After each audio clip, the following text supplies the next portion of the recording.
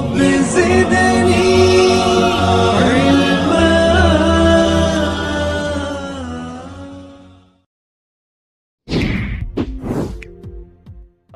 Dia adalah satu kata yang memiliki makna yang begitu banyak ya. Termasuk diantaranya adalah nilai, ya, harga. Ya, jadi dalam satu masalah kalau kita melihat adab-adab yang ada itu tidak jauh atau tidak akan keluar dari masalah nilai atau sebuah harga. Dalam apa saja di sana ada harga. Ya.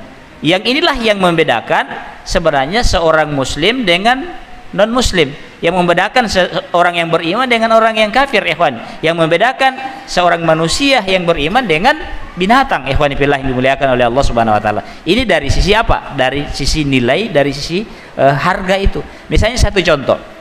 Kita lihat kalau dalam pelajaran-pelajaran kita berkaitan dengan masalah adab, ya, adab-adab Islamiyah misalnya.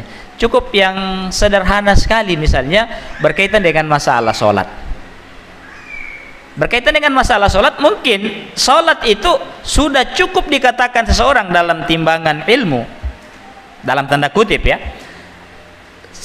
sah sholatnya atau sholatnya itu sudah bisa dianggap sebagai sholat kalau ketika dia itu sholat dengan apabila dia seorang laki-laki, ya, bila sudah tertutup aurat mughallazahnya, yaitu misalnya sudah tertutup satu dari pundaknya, kemudian di bagian bawah sampai pada lututnya tertutup auratnya, ini sudah dikatakan bisa sah sholat orang tersebut.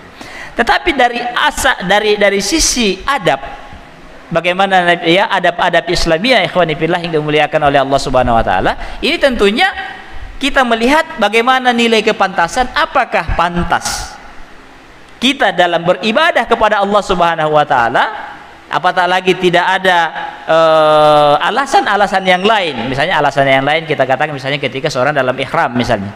Sementara di luar itu, ikhwani fillah yang dimuliakan oleh Allah Subhanahu wa taala, apakah pantas kita melaksanakan sholat seperti itu? Atau mungkin apakah pantas, mohon maaf, apakah kita pantas misalnya sholat dengan hanya memakai baju kaos dan menjadi kebiasaan kita seperti itu? Kita menganggap oh ini biasa-biasa saja.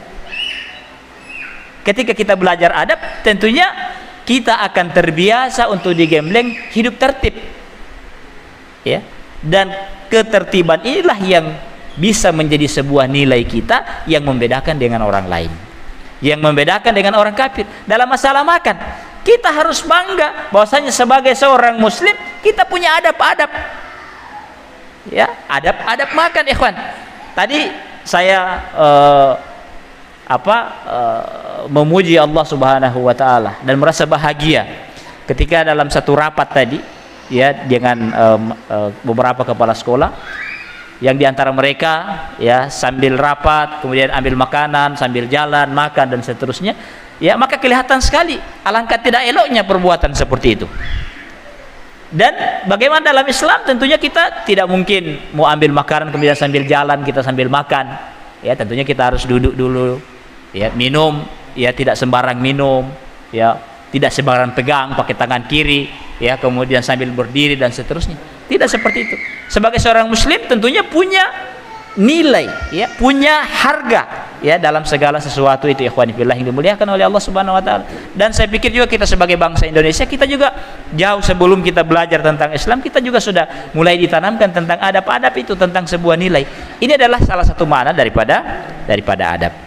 Jadi paling tidak mungkin kita juga akan bingung, ya, bicara adab, yang kita pahami adab itu hanya berkaitan dengan akhlak saja, ya, padahal adab itu meliputi segala bentuk syariat ini masuk di dalamnya. Dalam masalah menyembah kepada Allah, di sana ada adabnya. Dalam masalah muamalah, di sana ada adabnya. Ada di antara ikhwan fillah yang dimuliakan oleh Allah Subhanahu wa taala pernah menyampaikan kepada saya, Ustadz, kenapa saya ini selalu dipermasalahkan oleh ikhwah? Sebenarnya dalam timbangan syariat, dalam timbangan ilmu, apa salahku? Maka saya jawab, tidak ada salahmu. Cuman masalahnya, jangan-jangan ada adabmu yang tidak bagus, sehingga ikhwah hampir sepakat tidak suka sama kau. Cuman masalahnya dia tidak mau terima itu. Dia hanya mau mengatakan, apa salahku? Ya, memang tidak bisa ditunjuk salahnya kalau secara keilmuan. Di sinilah pentingnya kita belajar adab. Mungkin mudah-mudahan sambil berlanjut berjalan materi kita atau taklim kita bisa akan lebih diperjelas lagi, ya, benang merah sebenarnya adab Islamiyah ini seperti apa, dan kenapa sampai sepenting itu bicara akidah. Syekh mengajarkan kepada kita untuk bagaimana belajar, bahkan sampai lanjutannya di sini mengatakan bagaimana belajarlah tentang adab tidur, karena ternyata di adab tidur itu di sana juga ada akidah rupanya, ya ikhwan fillah yang dimuliakan oleh Allah Subhanahu wa taala. Mungkin ini saja, sekian, wallahu taala alam.